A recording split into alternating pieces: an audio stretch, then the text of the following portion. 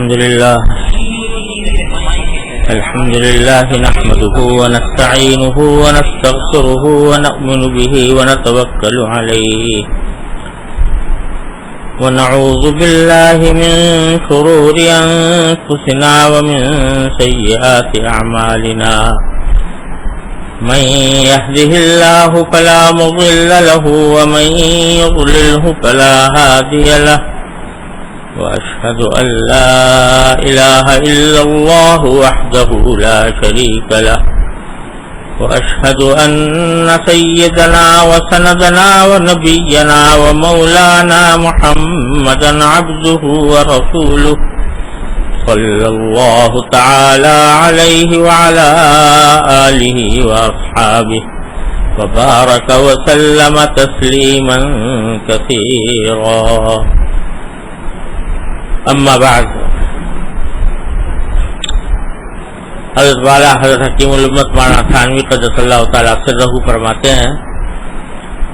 کہ صوفیہ کے طریقہ کار کا مدار اعظم یہی فکر ہے. خوب سمجھ لینا چاہیے کہ اکابر کو بھی فارغ ہو کر بیٹھنا نہ چاہیے اور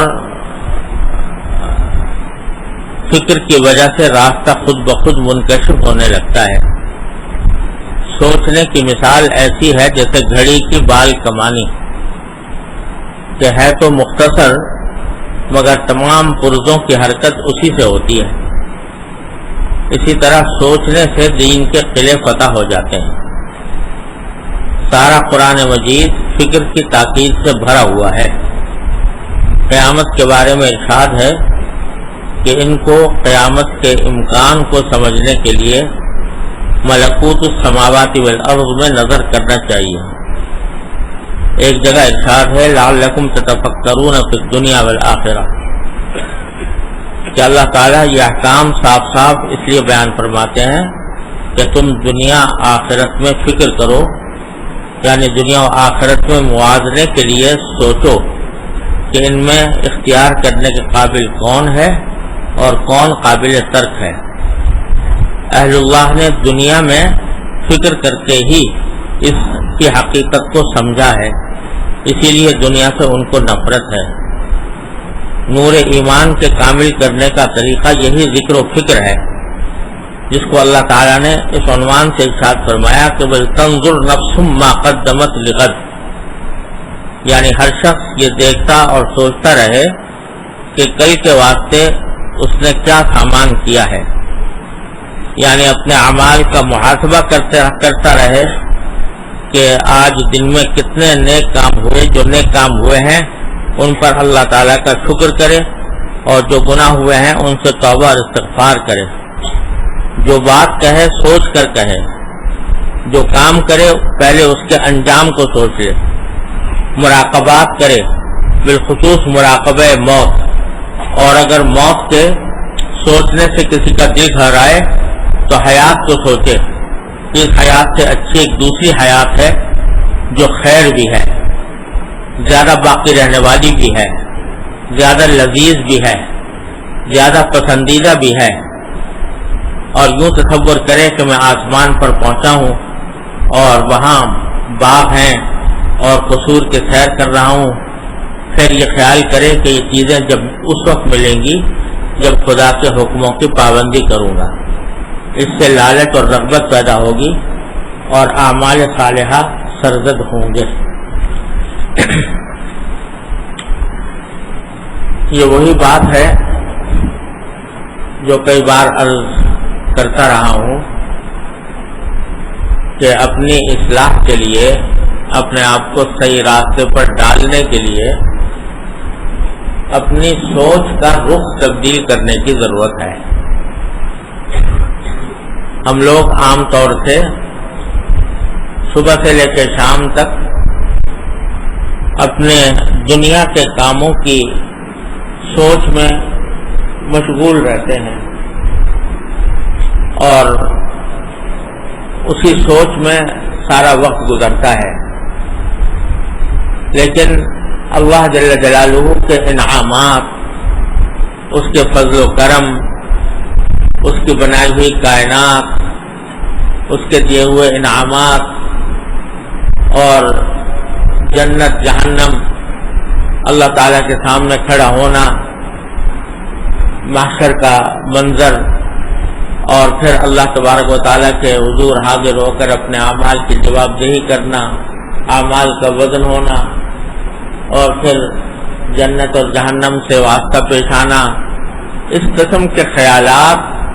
شاذ و نادر ہی آتے ہیں۔ دن رات اپنے دھن میں مگن ہیں اور اسی میں لگے ہوئے ہیں۔ تو سوچ کا رخ اللہ تبارک و تعالیٰ تبدیل فرما دے۔ سوچ تو ہر وقت ہے، دماغ کبھی سوچ سے خالی نہیں ہوتا، کوئی نہ کوئی خیال ہر وقت دماغ پر مسلط رہتا ہے، لیکن اس سوچ کا رخ تبدیل کرنے کی ضرورت ہے کہ اس سوچ کو اللہ تعالیٰ کی طرف، آخرت کی طرف اور آخرت کو حاصل کرنے کے لیے اعمال بجا لانے کی طرف اس کی توجہ کی جائے۔ اس کی دعا بھی کرنی چاہیے، ہر نماز میں یہ دعا کیا کریں،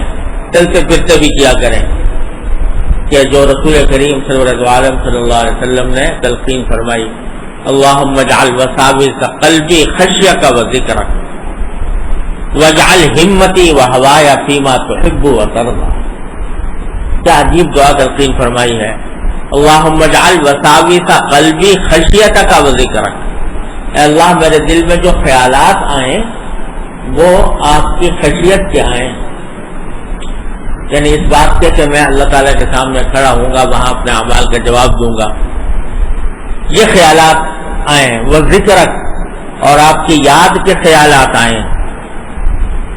وجعل ہمتی وہوایا فیما تحب وترضی، اور میرے ارادے اور میری خواہشات یہ ان چیزوں میں بنا دیجئے جو آپ کو محبوب ہیں، جو آپ کو پسند ہیں، یعنی خیالات جو آ رہے ہوں، جو امنگیں پیدا ہو رہی ہوں، جو ارادے دل میں پیدا ہو رہے ہوں، وہ ایسی چیزوں کے ہو رہے ہیں جو آپ کو پسند ہیں اور آپ جن سے راضی ہوتے ہیں۔ دیکھو، ایک تو ارادے اور خواہشات جو ہیں دنیا کی ہیں، وہ شیخ چلی جیسے منصوبے آدمی بناتا رہتا ہے کہ یوں کروں گا اور یوں کروں گا اور یہ ہوگا، میرا نام ہوگا، میری شہرت ہوگی، میرے پاس دولت ہوگی، میرے پاس عزت ہوگی وغیرہ وغیرہ، اس طرح مکان بناؤں گا اور یہ کروں گا وہ کروں گا، یہ خیالات آتے رہتے ہیں۔ تو اس خیالات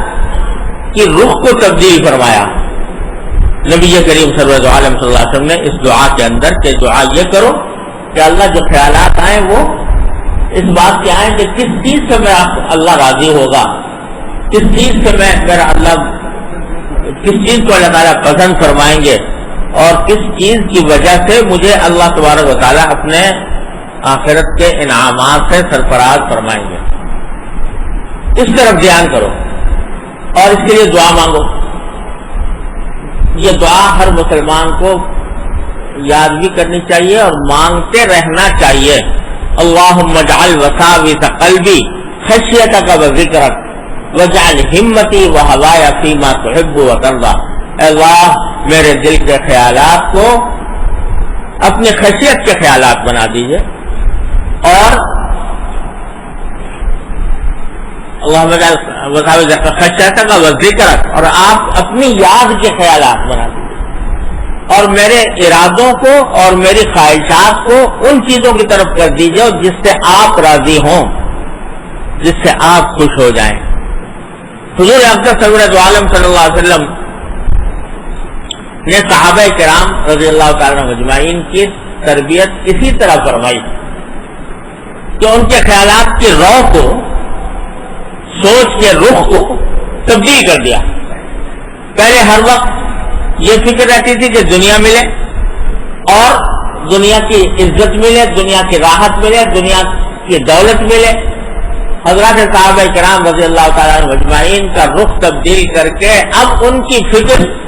ان کی امنگیں، ان کی خواہشات کیا ہو گئی کہ جنت ملے، اللہ تبارک و تعالیٰ کا قرب حاصل ہو، اللہ تبارک و تعالیٰ کے ذکر و فکر میں مگن رہوں، اللہ تبارک و تعالیٰ اپنے انعامات سے مجھے نوازے، اس طرح سوچ کرتی۔ کیسے کرتی کہ جب کبھی ایسا موقع آتا کہ جس میں کوئی صحابہ کرام بہرحال انسان ہے تو دنیا کے کاموں کے اندر بھی مشغول رہتے ہیں، اور ہر انسان رہتا ہے، لیکن جب کبھی ایسا موقع آیا کہ دنیا کی طرف رغبت زیادہ محسوس ہونے لگی، ضرورت سے زیادہ، تو سرکار دو عالم صلی اللہ علیہ وسلم نے فوراً رخ موڑ دیا۔ حدیث میں آتا ہے کہ ایک مرتبہ کپڑے آئے، بڑے شاندار قسم کے ریشمی کپڑے، تو صحابہ کرام جو ہیں وہ اس کو دیکھ دیکھ کر بڑے تعجب کر رہے تھے، کتنا خوبصورت، کتنا حسین کپڑا ہے، کتنا نرم ہے، کتنا ملائم ہے، کتنا اچھا ہے، یہ کر رہے تھے، تعریفیں کر رہے تھے۔ تو حضور اقدس صلی اللہ علیہ وسلم نے فرمایا کہ ہاں تم تعریف تو کر رہے ہو، اس کے لمنادیل سعد بن معاذ فی الجنت خیر من ھذا۔ حضرت سعد بن معاذ رضی اللہ تعالیٰ عنہ جو صحابی ہیں اور غزوہ احزاب کے موقع پر ایک زمانے میں تیر لگا تھا، اسی سے پھر آخر میں شہید ہوئے، تو فرمایا کہ ان کو جو اللہ تبارک و تعالیٰ نے جنت میں رومال دیے ہیں، جو رومال عطا فرمائے ہیں، وہ اس تمہارے ریشمی کپڑے سے 1000 درجہ بہتر ہے۔ تو دل اور خیال جانے لگا تھا وہ اس شاندار کپڑے کی طرف، اس خوبصورت حسین کپڑے کی طرف، اس کے ملائم کپڑے کی طرف فوراً رخ موڑ دیا کہ سعد بن معاذ کو جو رومال اللہ نے دیے ہیں وہ تو اس سے 1000 درجہ بہتر ہے کہ تم دیکھ رہے ہو، تاکہ ایسا نہ ہو کہ دنیا کی لذتوں اور دنیا کی راحتوں اور دنیا کا حسن ہی کے اندر یہ لوگ مگن ہو کر رہ جائیں اور آخرت سے توجہ ان کی ہٹ جائے، سوچ کر رخ موڑ دیا۔ ایک حدیث میں آتا ہے کہ نبی کریم صلی اللہ علیہ وسلم ایک مرتبہ گزر رہے تھے تو ایک صحابی کو دیکھا کہ وہ اپنے مکان کو کچھ ذرا درست کر رہے تھے، مکان کی مرمت میں مشغول تھے۔ یہ کیا ہوا بھائی؟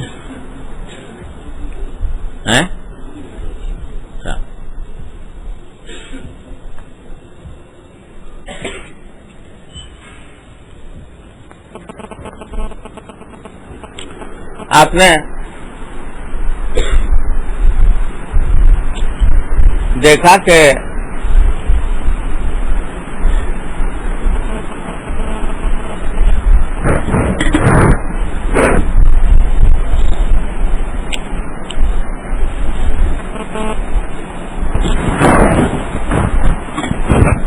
ایک صحابی کو دیکھا کہ وہ اپنے مکان کی مرمت کر رہے ہیں، اور حدیث میں لفظ آتے ہیں وہ یہ کہ نعالج خصا لنا، وہ مکان بھی کوئی عالیشان محل نہیں تھا بلکہ خص یعنی کٹیا جھوپڑی وہ تھی، اس کو ٹھیک ٹھاک کر رہے تھے کچھ زیادہ۔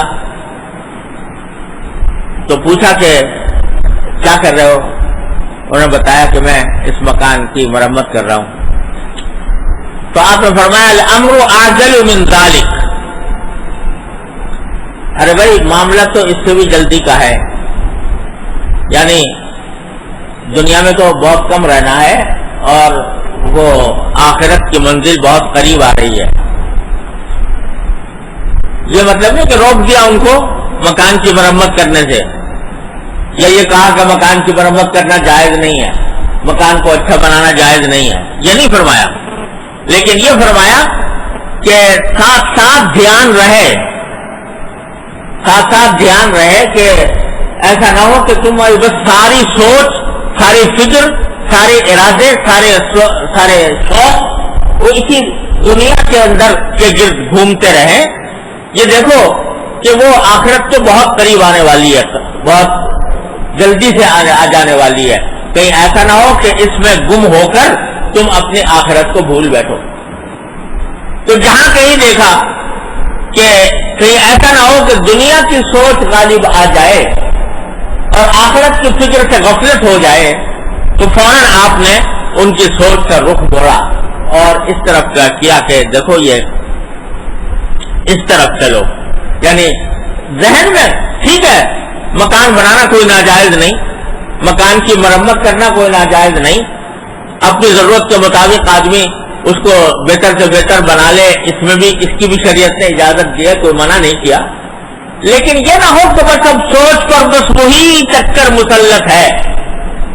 اور صبح سے شام تک دنیا ہی کی بہتری اور اسی کی لذتیں، اسی کی راحتیں، اس کی طرف توجہ ہے. اور جو اتنی بڑی آخرت کی زندگی آنے والی ہے جو کبھی ختم ہونے والی نہیں ہے، اس سے غفلت ہو جائے، ایسا نہ ہو. سوچ اپنی وہ رکھو، چاہے تمہارے ہاتھ پاؤں اور تمہارے کام یہ دنیا کی ضروریات پوری کر رہا ہے، کوئی مسئلہ نہیں، لیکن سوچ وہ ہونی چاہیے. دیکھو قرآن کریم میں فرمایا کہ هو الذی جعل لکم الارض ذلولا فامشوا فی مناکبها وکلوا من رزقہ. فرمایا اللہ تعالیٰ وہ ہے جس نے ساری زمین کو تمہارے لیے رام کر دیا ہے،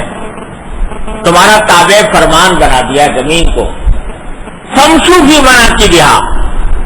تو اس کے مختلف گوشوں میں چلو پھرو، جہاں چاہو جاؤ. وَكُلُوا مِن رِزْقِهِ، اور اللہ کے دیے ہوئے، اللہ تعالیٰ کے دیے ہوئے رزق کو کھاؤ. یعنی اگر روزی کمانے کے لیے، روزگار تلاش کرنے کے لیے اپنے گھر سے نکلنا پڑے،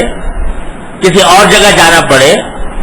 تو زمین اسی لیے بنائی اللہ تعالیٰ نے تمہارے لیے کہ تم اس میں جاؤ، روزگار تلاش کرو، چلو پھرو اس کے گوشوں میں، اور جو اللہ تبارک و تعالیٰ رزق جہاں رکھ دیا ہے اس رزق کو کھاؤ، اس سے نفع اٹھاؤ، یہ سب کچھ کرو، جائز ہے تمہارے لیے. لیکن ایک جملہ فرما دیا وَإِلَيْهِ النُّشُورُ. یہ نہ بھولنا کہ آخر میں جانا اللہ تعالیٰ کی بات ہے. تو بتا دیا کہ دنیا کے کام کرنے کو ہم نے منع نہیں کیا، کھانا بھی جائز، پینا بھی جائز، کمانا بھی جائز، سب کچھ جائز، لیکن ایسا نہ ہو کہ اسی کھانے پینے اور لذتوں کے اندر تمہاری سوچ دائر ہو کر رہ جائے اور آخرت کو بھول جاؤ. کام سب کرو لیکن سوچ تمہاری، ارادے تمہارے، شوق تمہارا، امنگ تمہاری وہ آخرت کو بنانے کی فکر میں کی طرف ہونی چاہیے. یہ سوچ کا رخ سرکار دو عالم صلی اللہ علیہ وسلم نے قرآن کریم کی روشنی میں حضرات صحابہ کرام کا یہ رخ تبدیل کر دیا. کیسے تبدیل کر دیا کہ جنگ ہو رہی ہے اور جان کے لالے پڑے ہوئے ہیں اور معرکہ برپا ہے، موت اور زندگی کا کھیل ہو رہا ہے، آدمی کو زندگی ہاتھ سے دھونے کا اندیشہ ہے، مگر صحابی کہتے ہیں کہ مجھے احد پہاڑ سے جنت کی خوشبو آ رہی ہے. تو ان کو ذہن جو ہے وہ اس طرف لگا ہوا ہے کہ آ کر لگتا ہے اور سینے سے خون کا فوارہ ابلتا ہے. کوئی ہو تو ہائے ہائے کرے، کوئی ہو تو چیخے چلائے، تکلیف کا اظہار کرے، لیکن صحابی کے اوپر زخم لگتا ہے تو بے ساختہ منہ سے نکلتا ہے فزت ورب الکعبہ، رب کعبہ کی قسم میں کامیاب ہو گیا، میرا جو مقصد تھا زندگی کو حاصل ہو گیا. یہ فکر کہ اب سارا شوق لگا ہوا ہے اس طرف کہ کس طرح میری آخرت سنورے، کس طرح میری آخرت کے اندر مجھے اللہ تبارک و تعالیٰ کی رضا حاصل ہو اور کس طرح میں جنت میں پہنچوں، یہ فکر لگی ہوئی ہے. یہ سوچ کا رخ تبدیل کر دیا سرکار دو عالم. حضرت عبداللہ بن عمر رضی اللہ تعالیٰ عنہ سے کوئی صاحب یہ حدیث سناتے ہیں جو پہلے حضرت عبداللہ بن عمر نے نہیں سنی تھی کہ جو شخص کوئی جنازے کی نماز پڑھے تو ایک قرات ثواب ملتا ہے اس کو، اور قرات پہلے یہ ایک وزن ہوتا تھا، سونا چاندی کو تولنے کا ایک پیمانہ ہوتا تھا قرات. تو ایک قرات کے برابر چھوٹا سا ہوتا تھا، سونا چاندی کا چوکے تولنے کے لیے، لیکن فرمایا قیراط ملے گا احد کے برابر، یعنی وہ قیراط جنت کا وہ احد پہاڑ کے برابر ہوگا۔ حضرت عبداللہ بن عمر نے جب سنا کہ یہ رسول کریم صلی اللہ علیہ وسلم نے یہ بات فرمائی ہے، پہلے نہیں سنی تھی، تو فوراً منہ سے جو کلمہ نکلا وہ یہ کہ لقد فرطنا فی قراریط کثیرا، ہائے افسوس کہ پتہ نہیں کتنے قیراط ہم نے ضائع کر دیے۔ یعنی جنازے کی نمازیں ہوتی تھیں لیکن ہم خیال کرتے تھے کہ فرض کفایہ ہے، کوئی فرض عین تو ہے نہیں، لہذا ہم چھوڑ دیتے تھے، نہیں شامل ہوتے تھے۔ اگر ہمیں یہ معلوم ہوتا کہ جنازے کی نماز کا اتنا ثواب ہے کہ ایک قیراط احد کے برابر ملے گا تو ہم نہ چھوڑتے اس کو۔ نہ جانے کتنی جنازے کی نمازیں ہم نے چھوڑ دی، کتنے قیراط ہم نے ضائع کر دی۔ تو فکر یہ لگی ہوئی ہے کہ ہائے افسوس کہ اتنی فضیلت مجھ سے چھوٹ گئی، اتنے فضیلت کا عمل مجھ سے چھوٹ گیا۔ یہ ہم جیسے لوگ جو خشک مولوی ہوتے ہیں، ہم جیسے طالب علم، تو وہ یہ سوچتے ہیں کہ یار یہ جو مستحبات ہیں، فضائل اعمال ہیں، یہ کوئی فرض تو ہے نہیں، واجب تو ہے نہیں، لہذا اگر نہیں کیا تو کیا ہے، کوئی نقصان نہیں، کیونکہ اگر اس کے چھوڑنے سے کوئی مواخذہ نہیں ہوگا آخرت میں۔ نفلی عمل کو چھوڑنے سے، مستحب عمل کو چھوڑنے سے آخرت میں کوئی مواخذہ نہیں ہوتا، کوئی گرفت نہیں ہوتی۔ تو جب گرفت نہیں ہونی تو کیا کرنا، کرنے کی ضرورت کیا؟ یہ اللہ بچائے، یہ فکر اس لیے پیدا ہو جاتی ہے کہ ذہن پر جو سوچ ہے وہ دنیا کی مسلط ہے، اس کی وجہ سے یہ جو فضائل اعمال ہے ان کی طرف رغبت نہیں ہوتی۔ رغبت ہوتی ہے پیسوں کی، رغبت ہوتی ہے دولت کی، رغبت ہوتی ہے شہرت کی، رغبت ہوتی ہے عہدوں کی، رغبت ہوتی ہے لوگوں کے اندر مقبولیت کی، لیکن اس میں کتنی نیکیاں مل رہی ہے اس عمل میں، اس کی طرف رغبت نہیں ہو رہی۔ قرآن کریم پڑھنے سے ایک حرف کے اوپر کتنی نیکیاں؟ 10 نیکیوں کا ثواب ہے ایک حرف پڑھنے پر۔ تو تلاوت کی طرف رغبت نہیں ہو رہی۔ کوئی کہے کہ بھائی فلاں کام کرو تو تمہیں 10 روپے ملیں گے ہیں یا 100 روپے ملیں گے، اس کی طرف رغبت ہو جائے گی، کیونکہ دنیا کی فکر طاری ہے دماغ کے اوپر اور آخرت کی فکر سے غفلت ہے۔ اس واسطے مستحبات اور فضائل اعمال کی طرف رغبت نہیں۔ اذان ہو رہی ہے اور اذان کے وقت میں اذان کا جواب دینا جو ہے یہ سنت ہے، اور ہر جملے کے اوپر اس کا جواب دینا چاہیے۔ آخر میں جب اذان ختم ہو جائے تو پھر دعا مسنون ہے، اللہم رب هذه الدعوة التامة والصلاة القائمة آت محمدا الوسیلة والفضیلہ وابعثه مقاما محمودا الذی وعدتہ انک لا تخلف الميعاد۔ یہ ہے سب نہیں پڑھا۔ اب ایک موقع پر اذان ہو رہی ہے، ہم اپنی بات میں مگن ہیں، جو باتیں ہو رہی ہیں اس میں مگن ہیں، اور مگن ہو کر جواب بھی نہیں دیا اذان کا، اور آخر میں دعا بھی نہیں پڑی۔ اور یہ ایسی عجیب بات ہے کہ حضور نبی کریم صلی اللہ علیہ وسلم نے اپنا حق بتایا، میرا حق ہے تمہارے اوپر۔ دیکھو تم پر کیا کیا احسانات ہیں حضور نبی کریم صلی اللہ علیہ وسلم، کیا حق ادا کر سکتے ہیں ہم آپ کا، لیکن آپ نے فرمایا کہ بھائی اتنا کر لو تو جو یہ کرے گا میری شفاعت اس کے لیے واجب ہو جائے۔ اتنا بڑی فضیلت، بس یہ کہ ہمارے اوپر کرم فرمایا کہ واجب نہیں کیا، فرض نہیں کیا، لیکن ہماری ناقدری دیکھو کہ یہ سب کچھ ہوا، اذان بھی ہوئی، اذان ختم بھی ہو گئی، ہم اپنے کام میں اپنے باتوں میں مشغول ہیں۔ ہمارے حضرت والا رحمۃ اللہ علیہ فرمایا کرتے تھے، ایک مرتبہ ایک عالم صاحب تھے، وہ باتیں کر رہے تھے، اذان ہوئی اور انہوں نے جواب نہیں دیا، اپنی باتیں جاری رکھی. کسی نے کہا حضرت اذان ہو رہی ہے. کہا ہاں پتہ ہے ہمیں، کوئی فرض واجب نہیں ہے جواب دینا، ہمیں پتہ ہے. تو فرض واجب نہیں، لہذا کرنے کی ضرورت بھی نہیں. تو یہ ایک ذہنیت پیدا ہو جاتی ہے، اللہ بچائے، اس بات کی کہ بھئی یہ تو مستحب کام ہے، اس کوئی فرض نہیں، کوئی واجب نہیں، تو اس واسطے کرنے کی ضرورت ہی نہیں. الیاذ باللہ. یہ اس لیے کہ سوچ اور فکر جو کچھ ہے وہ دنیا کی ہے، دنیا کے اندر جو کام کر رہا ہے اس طرف ذہن لگا ہوا ہے، اسی کی امنگیں ہیں، اسی کا شوق ہے، اسی کی سے ارادے ہیں. تو سرکار دو عالم صلی اللہ علیہ وسلم فرماتے ہیں اللہ کے بندو یہ دعا مانگو، اللہم اجعل وساوس قلبی خشیتک وذکرک واجعل ہمتی وہوایا فیما تحب وترضی. اے اللہ اپنے فضل و کرم سے میرے دل کے خیالات کو اپنی خشیت کے خیالات بنا دیجئے، اپنے ذکر کے خیالات بنا دیجئے، اور میرے ارادوں کو اور میری خواہشات کو وہ کیا بنا دیجئے، فیما تحب وترضی، جس سے آپ راضی ہو جائیں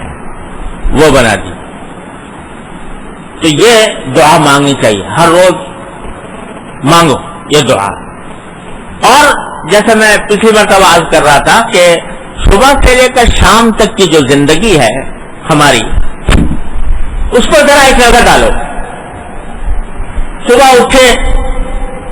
تو یہ سوچو کہ سوتا رہ جاتا، زندگی ختم ہو جاتی تو کیا ہوتا. اللہ تبارک و تعالی نے اپنے فضل و کرم سے مجھے یہ زندگی دوبارہ عطا فرمائی. اللہم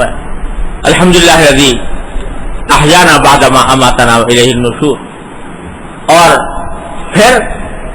بیت الخلا جاتے وقت، وہاں سے نکلتے وقت، وضو کرتے وقت، مسجد کو جاتے وقت خیالات یہ ہونے چاہیے کہ میرا قدم جو اٹھ رہا ہے ہر قدم پر ایک گناہ معاف ہو رہا ہے، ہر قدم پر ایک درجہ بلند ہو رہا ہے.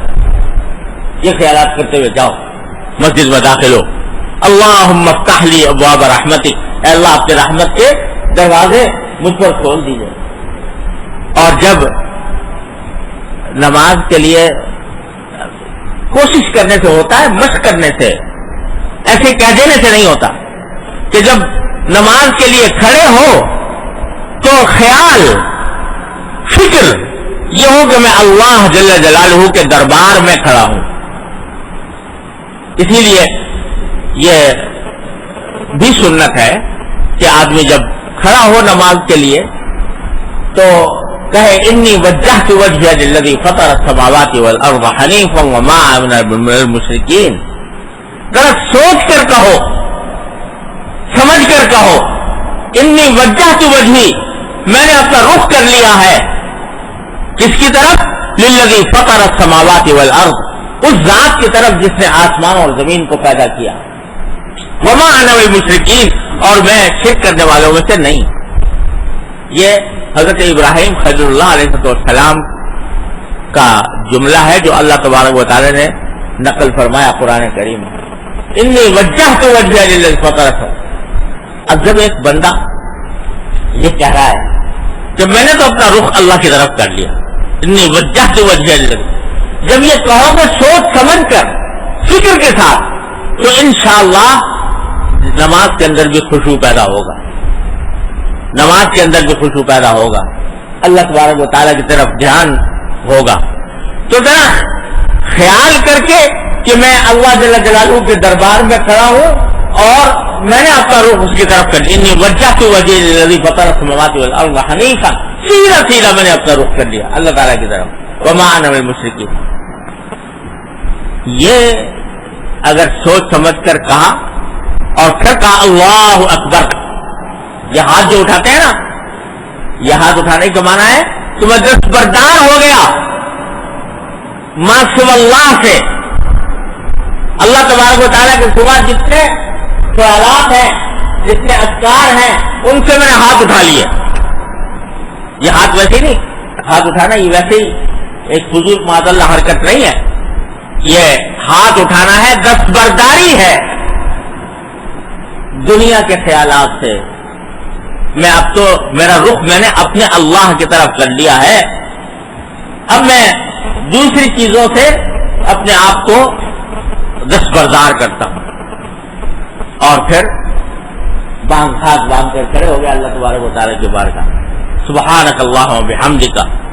وتبارک اسمک وتعالی جدک ولا الہ غیرک۔ ذرا سوچ، سبحانک اللہم، اے اللہ آپ کی ذات پاک ہے، میں آپ کی حمد کرتا ہوں، سبحانک اللہم وبحمدک لا الہ الا انت وتبارک اسمک وتعالی جدک۔ اے اللہ آپ کا اسم نام برکت والا ہے، آپ کی بزرگی عظیم ہے، ولا الہ غیرک، آپ کے سوا کوئی معبود نہیں، لہذا میرا رخ اس طرف۔ ذرا تھوڑا سا دھیان کر کے کہہ لو، جماعت ہو رہی ہے تو جماعت کے اندر امام تلاوت کر رہا ہے، اب دھیان امام کی تلاوت کی طرف کرو، جو لفظ وہ نکال رہا ہے اس لفظ کی طرف دھیان کرو، الحمدللہ رب العالمین الرحمن الرحیم مالک یوم الدین، ان الفاظ کی طرف اور ان کے معنی کی طرف تمام تعریفیں اللہ کے لیے ہیں جو رب العالمین ہے، الرحمن الرحیم جو رحمت، بہت رحمت کرنے والا ہے،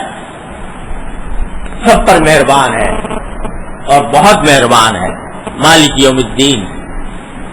ایاک نعبد و ایاک نستعین۔ دھیان سے ذرا بٹ گئے، دھیان